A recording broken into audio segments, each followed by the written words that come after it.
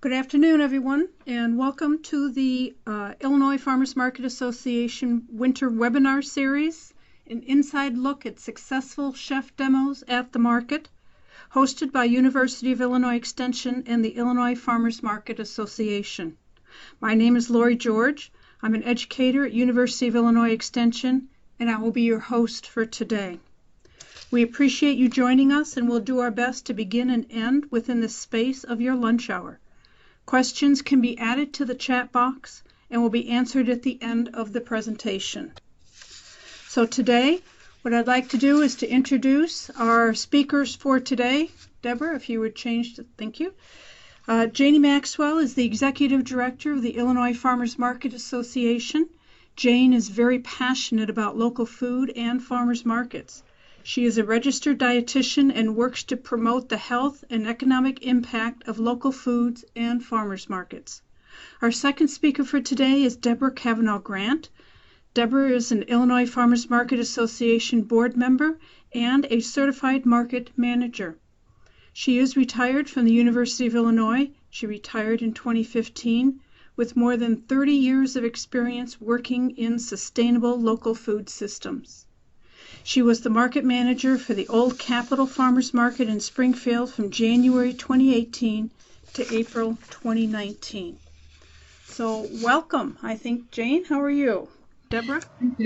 I'm good. Thank you for having us this morning. We really appreciate our partnership with Extension that allows us to present these webinars.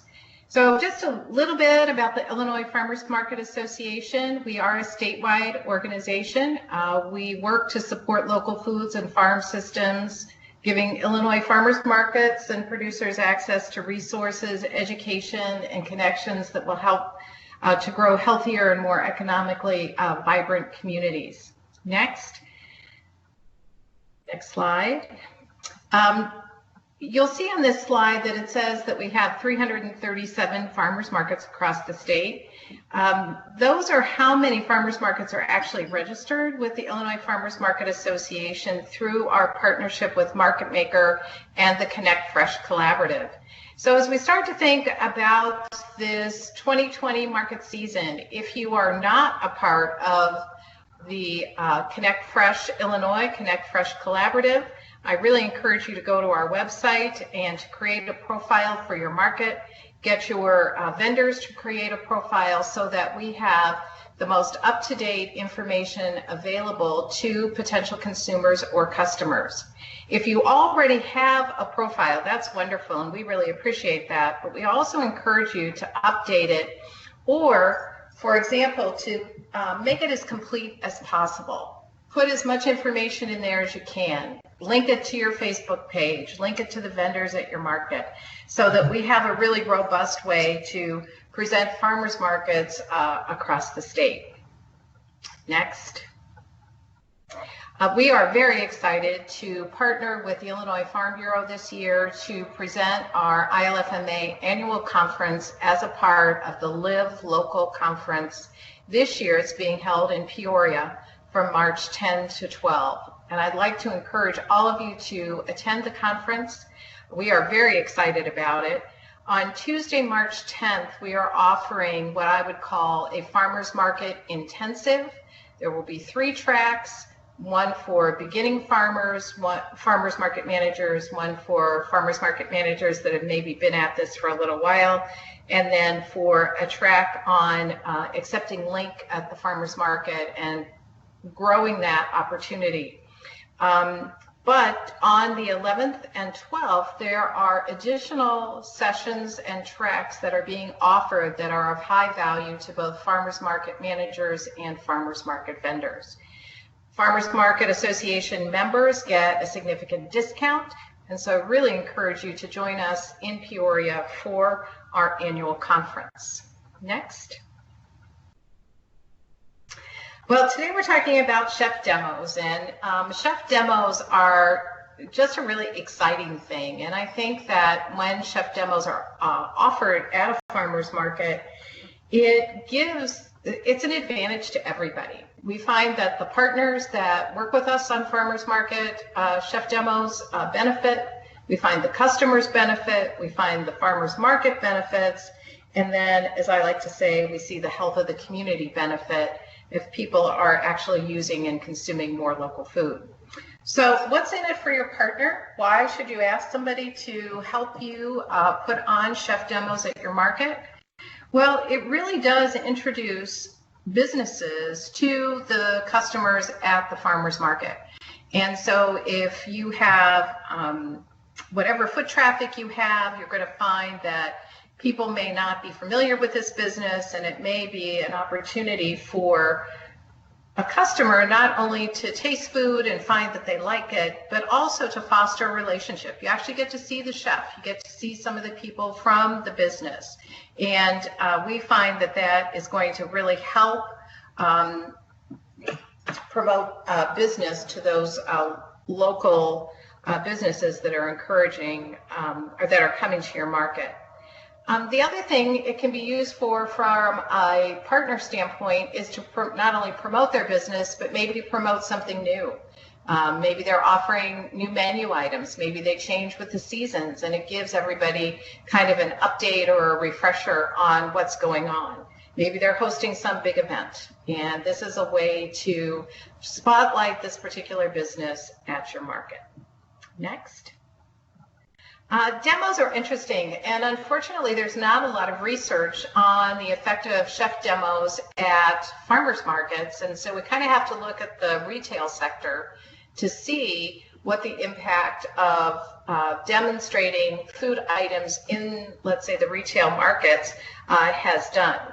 Well, number one, it drives sales. You see these crazy numbers. It can increase sales from 10 to 25 up to 2,000%. And so this has been very well documented. So if you sample something, you not only have the opportunity to taste it, but most people like it, and then they purchase it. But more than that, they found that offering demos actually increase customer loyalty. It seems that if you are offering hospitality to someone, that they reciprocate by feeling a sense of loyalty to the organization that is offering this hospitality. It can also help turn your market into a destination. Sometimes people will just come to see the specific chef or the specific restaurant or the specific business that you're highlighting. It may not even be about the market to them, but then once they're there, they have an opportunity to experience the market. This is an interesting one. That shoppers who sample feel obligated to buy. And I don't think that's a bad thing at all. And we actually have seen anecdotal data that says that shoppers not only feel obligated to buy, but they feel compelled to buy. There's disappearance data from farmers markets that offer chef demos that show that the items that are demonstrated by the chef often disappear and are often in short supply that day. And so that's an interesting phenomenon. Sampling helps customers save money in that they don't purchase things that they don't like, and so it gives them an opportunity ahead of schedule to actually look at something and see if it's something they like. And again, whetting their appetite is always a great thing. Next. But more than that, it gives an education opportunity to the market. In this day and age, we read a lot of data that says that people either are lacking or are just choosing not to cook at home. And the reason for that is varied. But if the lack of skill is one of the barriers to cooking at home, then watching a chef in action, although they may be at a higher skill set than all of us observing, really does give an opportunity to see how something might be done, especially if you are using less familiar produce. Like, what do you do with it? How do you get that tough skin off of it? So there may be some barriers to using a specific product, but when a chef demonstrates how to do it, then your consumer is going to be more likely to think they can do it as well. We can teach people how to preserve food, and most importantly, I think it highlights seasonality, to try and showcase the foods that are in season and to offer them at their peak of flavor peak of ripeness and, from my professional opinion, their peak of nutrition. But it can also highlight health goals. Not every chef demo is about health, I get that. But at the same time, it is an opportunity when people are consuming more fruits and vegetables because they feel comfortable with that. That's a benefit, almost no matter how it's prepared. Next.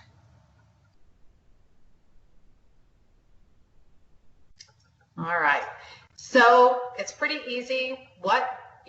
Chefs or celebrities from the area demonstrate the recipes, taste them, and then it's up to you to figure out how often you want to do something like this. How often do you want to promote these kinds of events at your market? Next. So how do you get started, and what are some of the nuances? Deborah's going to cover a lot more of this in detail, but just so you know that chef demos fall under the sampling law, and so it's really important as your first step to check with your local health department. Most people don't realize that our state public health code, our farmers market code, is the least restrictive code across the state. It is possible for local health departments to add additional rules and requirements to the health code. So that's why it's important not only to know what the state law says, but then also to know what your particular health department says about food samples and about chef demos. Make sure that if you discuss make sure to discuss this with your local health department. Oftentimes, health departments see themselves as an educational arm, and they're excited actually to work with the community to ensure the health and safety of community members, but by doing that through education. Next. This is it'll just be in the presentation when it's done, but it's just kind of an overview of how to get your sampling license if you don't already have one, especially if you're looking at vendor sampling. If you are a certified food service, if you have a food service manager certification through your business in the restaurant industry, that is sufficient for this type of certification. Next. All right, so you'll see here there is an exemption that a vendor who possesses a permit from their local health department to conduct food service is exempted from the requirements of the sampling law, because what they have supersedes, is more in-depth than what is required under the basic law. But again, this is something you would have to check with your local health department to see if they concur with this. Next. Now, there are some alternatives. Not every market is going to have the equipment or the capacity to do a live demonstration and then pass out samples. But we do know that when people see something being demonstrated, they get a chance to taste it, they like it, they tend to buy it. But we can also just serve up smells. You know, we don't have to actually serve up the food, but there are some alternatives if you want to offer a chef's demo or a food demo without actually doing the sampling. You could do the you could make the item in a certified kitchen off-site and then put it in these little sample cups and serve those at the market, or you could just demonstrate it, highlight the foods that you're using, but not actually, maybe give out recipe cards, but not actually give out samples of that particular item. All right, so I'm going to turn it over to Deborah next, so she can give you some of the nuts and bolts of her experience with the Old Capitol Farmers Market. Hello, thank you, Janie. I'm Deborah Cavanaugh-Grant, and as Lori introduced me, I'm a retired extension specialist educator from the University of Illinois. And then after I retired, I had a consulting business. In my first year of retirement, I had the opportunity of working for the Abraham Lincoln Memorial Hospital as they started up their farmers market in Lincoln, Illinois. So that was, a really good opportunity for me. And since I've retired, every year I've done farm inspections for markets that are vendor-only markets. And then in 2018, I was hired by the Illinois Stewardship Alliance. They have a partnership with Downtown Springfield, Inc., to be the market manager. So this market goes from May through October. It's held on Saturdays and on Wednesdays. And then they have 6 markets that are held once a month. Those are the holiday winter markets. Obviously, the holiday markets are in November and December, and then there's 4 winter markets. This market's been going on for 30 years, so it's a long time market. Chef Demos has been a part of it, for quite some time. So I'm going to talk a little bit about what are the responsibilities of the farm market manager and or volunteers that you have maybe coordinating this effort. So the first thing is that you need to develop chef demo guidelines. And working with the Old Capitol Farmers Market, this is a market that has a lot of management to it. So we had all types of guidance documents for for our vendors, for our business partners that had we had a special tent for business partners. So when I got involved with this market, we looked at clarifying, what were these guidelines, and that became really important because when you were going to solicit potential people to be involved with this, you had, a well thought out document. As Janie said too, it's really important that you have a conversation with your health department. We were very fortunate in Sangamon County to have an excellent health department, and it was a great collaborative relationship, and so they were very supportive. And matter of fact, they reviewed this document before it was sent out. Then you have to secure these chef demo participants. And the other thing about Old Capitol Farmers Market, there was a lot of effort on marketing the market. There was all these different marketing channels. So one of the things as the market manager, I needed to make sure that the market started in May. So starting in February and March is securing these participants. And we only did chef demos on Saturdays. We made a decision just to do them on Saturdays. So we needed to have that all in place for the publicity for the market. And at our market, we had every Saturday chef demos, we had exercising, and we had music. So the documents that were developed about that included all of those components to the market. And one of the things that's, to me, is very important in all of this is this communication with the chef demo participants. And anybody who's ever worked with chefs and other people, they're very busy, they have a lot going on. And so it's really incumbent on you to make sure that they understand what the expectations are, what you're going to provide to them. So prior to each week's market, I would send out an email to them and I would say, hey, don't forget you're going to be coming to the market. And I would ask them what they were planning to prepare. And this was, number one, we wanted to know that the recipes that they could pass out. And then we also wanted to let them know what was available at the market. So the Old Capitol Farmers Market used Manage My Market, and I don't know how many on the call have used that tool to manage your market, but it has a really nice link that can be used by both farmers and the shoppers, where you can see exactly what vendors are selling what products. So as Janie's talked about, it becomes really important if you're going to prepare a dish, where can somebody buy that? Because invariably somebody would, watch the demonstration and say, okay, where do I go now to purchase these things? And then the other thing for me was really important, and it's probably a little bit about my age, but I really think it's important that you say thank you to these people, afterwards. So I would do that every week. Okay, so marketing again was really important for our market. We would develop a flyer that included the chef demos for the entire season. And working at the Illinois Stewardship Alliance, they had very talented staff there that assisted me in preparing, high quality documents, flyers, and things like that. And then we had a website, both that was on the Illinois Stewardship Alliance, and then we had a specific farmers market website with Downtown Springfield Inc. For the Old Capitol Farmers Market. And so we would have that info on there.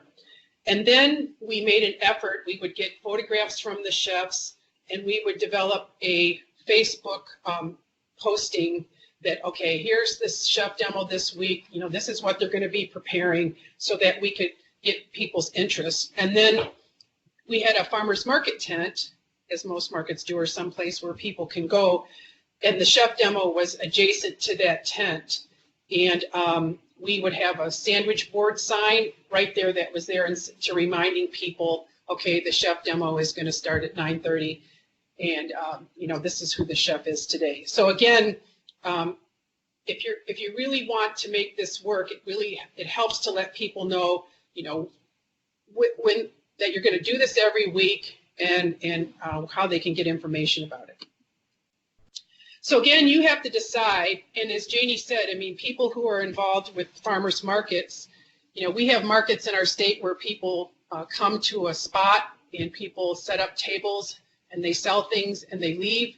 And then we have markets like the Old Capitol Farmers Markets and others, that have a lot of regulations and procedures and things in place like that. So this chef demos can be used by any size of market. So the thing that's important, again, because if you want people to be there, you need to decide, okay, are you going to do this every week? Are you going to just do it the first, Saturday of the month? And then even if you just want to, check this out and see how this would work, maybe you have a special event, in your community, or I know we did a special chef demo during Farmers Market Week. So I think, it's up to you to decide. The time for you to do this, our market went from 8 to 12:30. So we tried to figure out, what was the best time. So when I was involved with the market, it started at 10 to 11. And last year they decided to do it a little bit earlier. So they did it from 9:30 to 10:30. So, it's up to you to decide that. And then in terms of the length, our market demo was about 30 minutes long.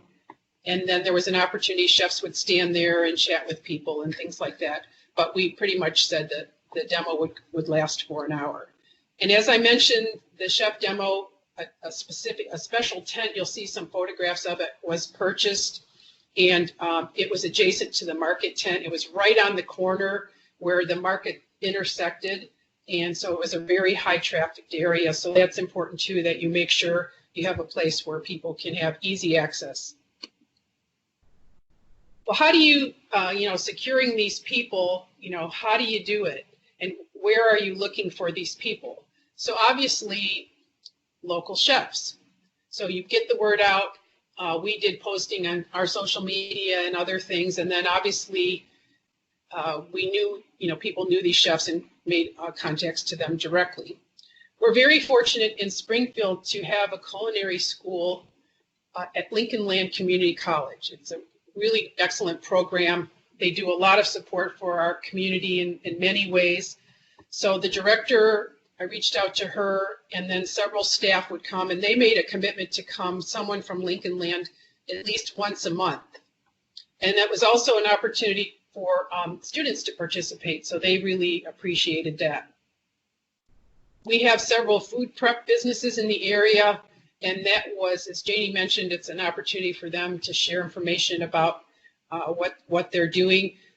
The one person that I'm thinking of specifically, they did what Janie shared at the end in terms of giving samples, and they prepared the dish, people could watch them, and then they brought the samples. One of the things that you have to make sure you do if you're doing that is that in the transportation of these samples, you have to be in compliance with health food regulations in terms of the temperature that you're transporting these items. So that's important too, just keep that in mind.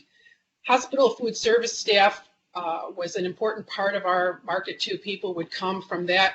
The main sponsor for our market was St. John's Hospital, and I'm sure some of you might be involved with farmers markets where you also get hospital support. So reaching out to them can be helpful. The Abraham Lincoln Memorial Hospital in Lincoln, they were the sponsors of their market, and they also had chef demos every week, and their staff provided a lot of support.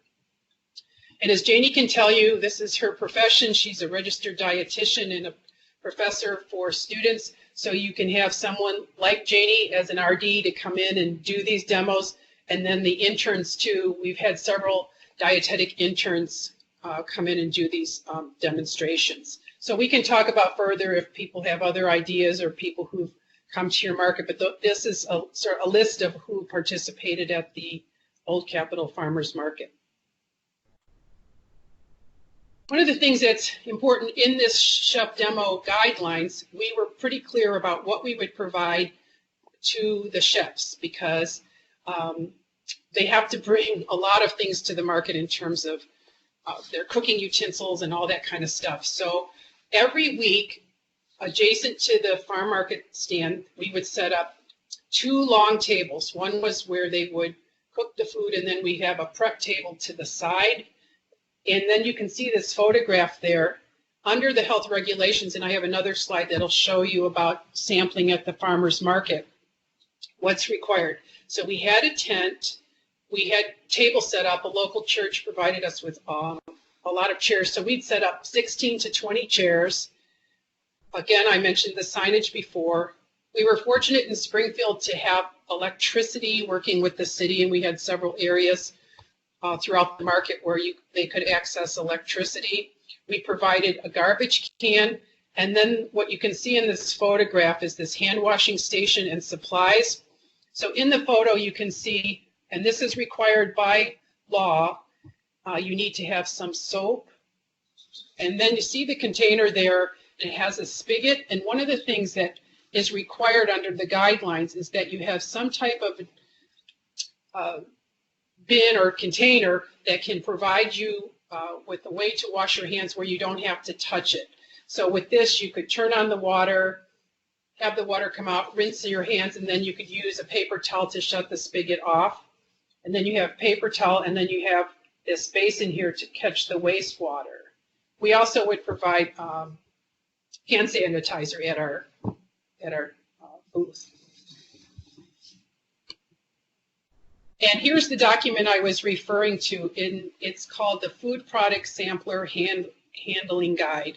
And you can see the details that are in here. And I'm going to ask Janie if she can share a link, or I think we can share something so that you can get a copy. But this is a really nice thing to give if you're managing a farmer's market or if you're a farmer on the call and you want to know what's required. This is a really handy document that was prepared by the Illinois Department of Public Health. We were a vendor-only market in Springfield. We went to great lengths to have farm inspections to do that. And one of the things that was very important to us is that we wanted the chefs to procure seasonal ingredients based on what was at the market that day. Now, obviously, when you're making a recipe, there's many ingredients, so we didn't expect everything in there, but obviously, at least one thing, and preferably more, and that sometimes some chefs did better than others, but they would then share, okay, well, I got the tomatoes from this stand, and I got the green pepper from here. So it's really important that you do that. I did have one hiccup where a chef came and he went to Schnucks. So even with all the information I gave him and the guidelines and things like that, he showed up at the farmer's market and everything that he was using, he had purchased at the grocery store. So that really wasn't what we had in mind. But after that, that was just one time he did that. So again, your demo should be based on what is seasoned and available at the market that day.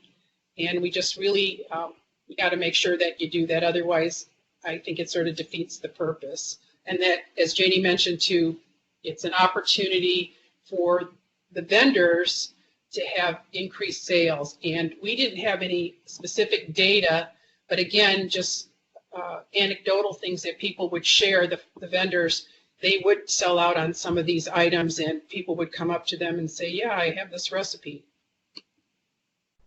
So in terms of the chef demo participant responsibilities, and you can see there's Sean Keeley, who was a professor at Lincoln Land Community College, doing a chef demo. We would ask people to provide recipes. And so in the Facebook posting that week, we could link information to that, give details about what was being prepared. And then I would make copies, or they could make copies if they had the ability to do that. And we would pass those out to people. It was, as Janie mentioned, too, an opportunity for these businesses or culinary programs to share information. So everybody would bring brochures or whatever. So those could include their marketing materials and business cards.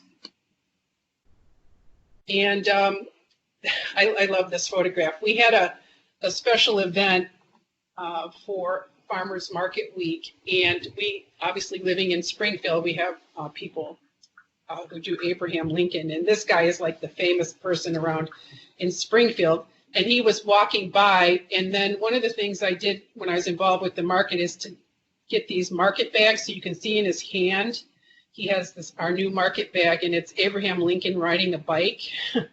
And so I said, hey, would you let me take your photograph? So I thought that was really cute with Abe loving his Illinois Farmers Market. Well, thank you very much. And at this time, if there's any questions, we can, Janie and I can take some questions. Okay, thank you. So if you have the ability to unmute yourself, please go ahead and do so. And feel free to ask your questions, or if you are a little shy, you can go ahead and enter them into the chat box, and I'll relay them to the speakers. We do have one question. It says, how does one become a certified market manager? Okay, Janie, do you want me to answer it, or do you? I think you should answer it as our certified market manager. Okay. Well, when I was working for Extension, and Lori is also a certified market manager, I think this was it 213, Lori, 214? Yes, something like that. Okay, so the state of Michigan has a very vibrant farmers market association, and they started a certification program. So the University of Illinois Extension just said, hey, working with the Illinois Farmers Market Association, could we have a program in Illinois? So we only did this here 1 year, where people would sign on. We would have remote presentations, so they could we would sign up with a webinar type system where we could watch their speakers and their webinars. But it was a very comprehensive program where we had homework. It went on for several months. I think it was 9 or 10 sessions. And then there was an opportunity to do continuing professional development. But Lori, since I retired, do they have any more of these been done? No, we haven't. We haven't really had a request for it. We do have the Illinois Farmers Market Association does have a training manual, and we are in the process of discussions on developing some sort of training off of that. But right now, no. And one of the things, too, just to share with you, as Lori mentioned, this training manual, one of the things as a member of the Illinois Farmers Market Association, you would have access to this manual. And when I worked for Extension, we developed this manual, and some of you that worked in Extension might know Mike Rogie. He was involved with that. And then Lori came on, and then for the most recent version, she was the point person for doing the updates and revisions. So it's a really nice comprehensive resource for all kinds of aspects of farmers markets. This is a very good question. Thank you very much. Another question, what about fresh fruit like apples and pears? Do the sliced pieces need to be kept at specific temperatures? Also, anything special to sample jam and jelly? Other than disposable spoons, is hand washing still required? Okay, let's take this. Sliced pieces that need to be kept at specific temperatures I believe that would be under the cottage food laws. to my understanding, again, each health department can ask for different things, but a fresh piece of produce can be sampled without it being kept at a specific temperature. Do you have any information on jams and jellies? Again, that's going to be under the cottage food law. Yeah, that's different. That's under the cottage food law. And if you want some additional information on the cottage food law, if you go to the Illinois Stewardship Alliance website and enter cottage food law, they will have a new guide that was put out, I believe, at the end of 2018 to discuss the new changes and updates on that. Lori, it might be more direct. What is it? Garden Plate. What's the extension website for the cottage food law? From garden gates to dinner plates.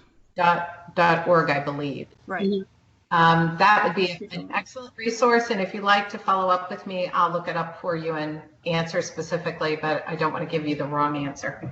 So, but the main thing to remember is, as Janie said, through my years working with Farmers Market, it was a long process for us. We had worked with IDP, Illinois Department of Public Health, over the years and developed this great relationship, and to have these, laws passed that we would have these guidelines that were uniform across the state was really important. But still, as Janie said, each health department can have stricter regulations. So for any of these things, it can be, you can go and see what it says in the state guidelines, but you still have to contact your local health department.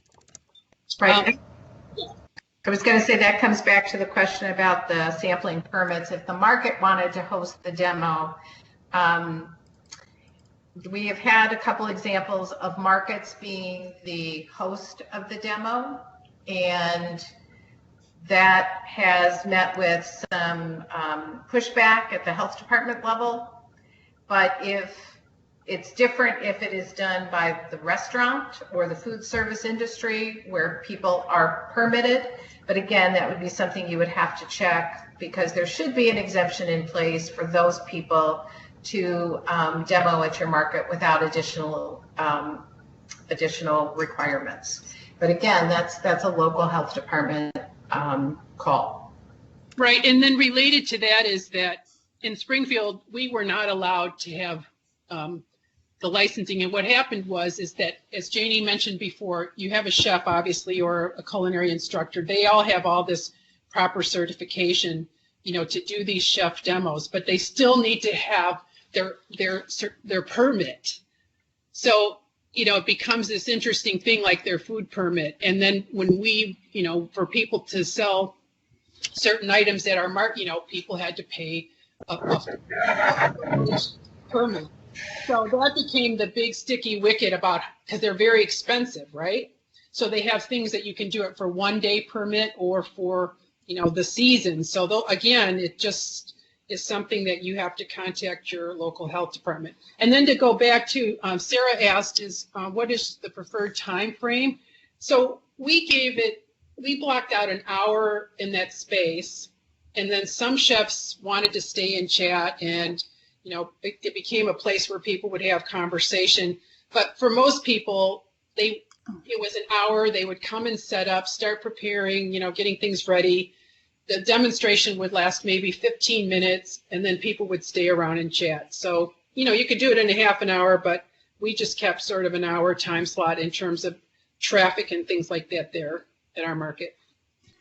And then, I'm sorry. Go ahead. Well, they were talking about the sampling jams and jellies, not making them, so that still would fall under the sampling rules here in Illinois. Right. Mm-hmm. So just to let you know on that. I was going to add one other thing if I could. Sure. And that is that when you sample, if we go back to that, we don't need to, but you think about the picture of the little souffle cups with the lids, they're not particularly attractive. And so just a reminder that as people demo at your market, to enhance the workstation, enhance it so that it looks inviting And so that what they're cooking in or what they're serving into is inviting, because we eat with our eyes and all of our senses actually. And so we're trying to kind of appeal to that as we're doing these food demos. I think if you think about like the retail side, those are very sterile, and that's fine. We have to abide by food safety, but we also can make the station and the event pretty and inviting, so that people have this sense that this is kind of a lovely experience to be a part of. I've seen demonstrations at farmers markets kind of both ways, and I think the ones where there's a little more attention paid to aesthetic tend to be a little bit more inviting to the public to come to the table and participate.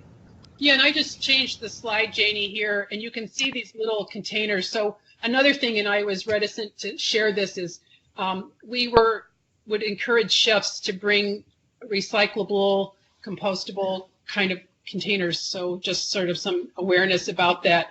But you can see, like, as Janie said, that's pretty nice looking. I mean, it would be something that somebody, would want to sample.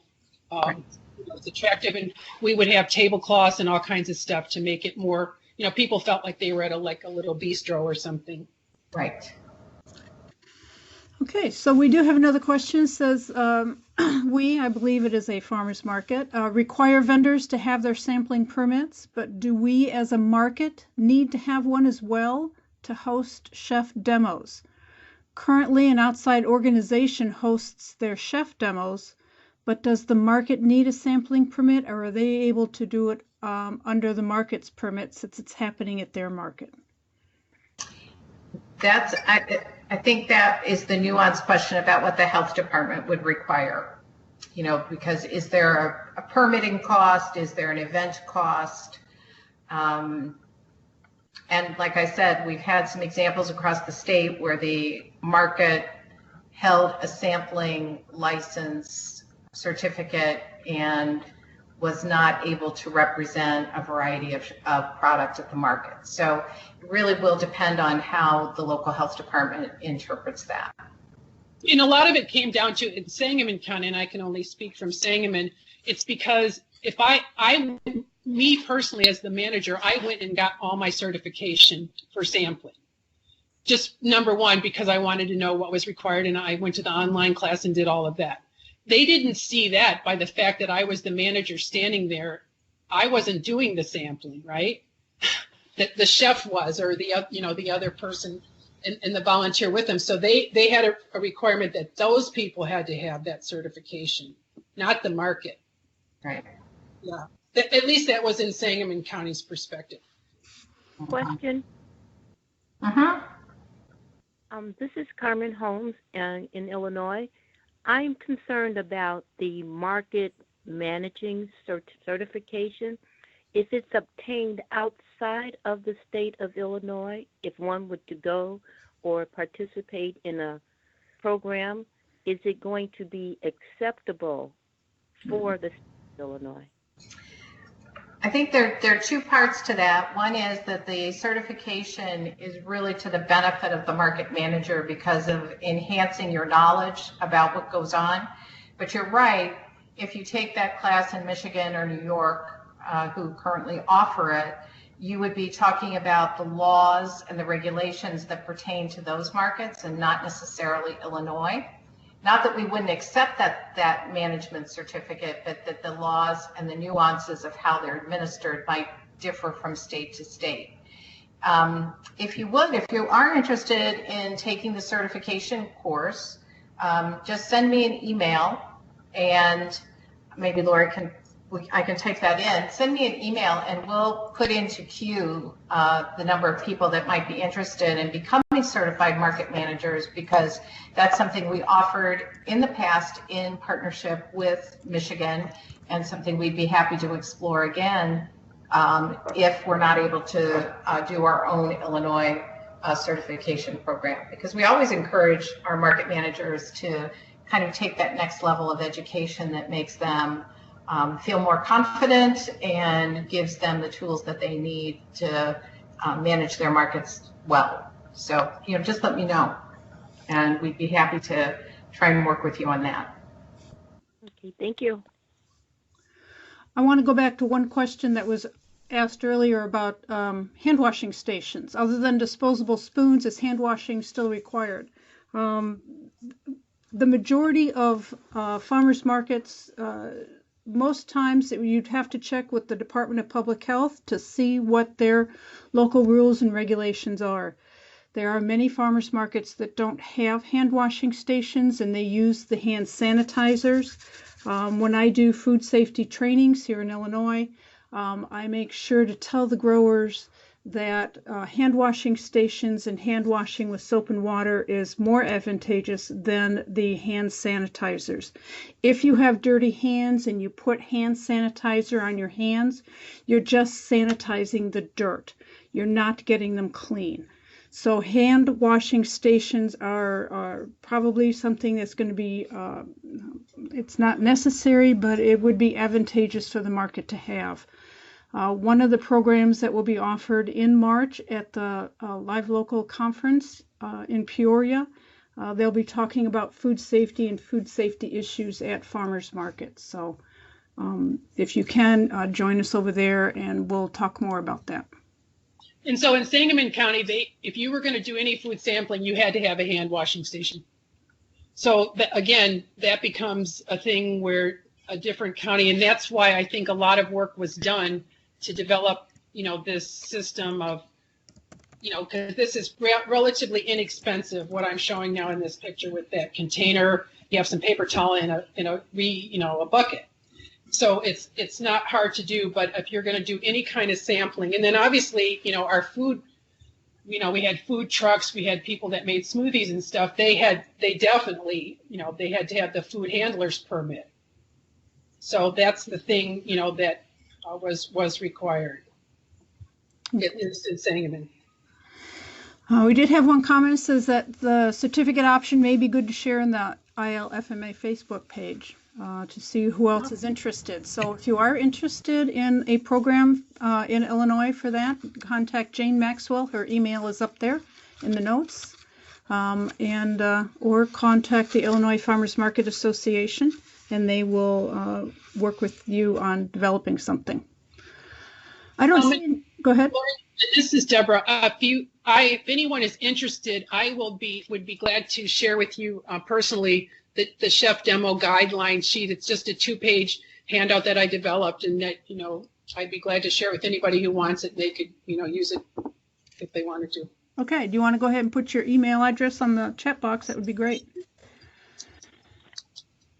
Okay. I don't see any other questions at this time. I would like to, if you could, Deborah, go ahead and go to the next slide. So our last Illinois Farmers Market Association webinar will be on March 16th. We're going to be talking about the future of farmers markets, building collaborative practices, and Liz Lyons will be joining us on that. If you have been unable to join us for the previous webinars, they're listed here from the winter webinar series. But at this time, what I'd like to do is to thank our presenters, Deborah and Janie, for the great presentations and for sharing their expertise with us. And I'd like to also thank everyone for joining us today. I hope you enjoyed the webinar and were able to obtain information that you could use for your next growing season. Postings of this webinar will be archived on the Illinois Farmers Market Association website and the Illinois Local Foods YouTube channel. Thank you for joining us, and I hope to see you at our next webinar. Have a good day.